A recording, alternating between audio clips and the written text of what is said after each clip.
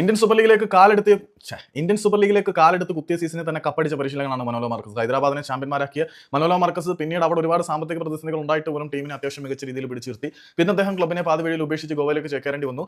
പിന്നെ അദ്ദേഹം Indian football ടീമിന്റെ പരിശീലകനായി അങ്ങനെ ഇന്ത്യയിൽ എണ്ണിയാലൊടുങ്ങാത്ത ഒരുപിടി നേട്ടങ്ങൾ സ്വന്തമാക്കിയ മനോലോ മാർക്കസ് എന്ന പരിശീലകന് പോലും കേരള ബ്ലാസ്റ്റേഴ്സിനെ കുറിച്ച് പറയുമ്പോൾ അദ്ദേഹത്തിന്റെ കണ്ണിൽ ഭയം നിഴലിക്കുന്നുണ്ടെങ്കിൽ ബ്ലാസ്റ്റേഴ്സ് അപകടകാരികൾ തന്നെയാണ്.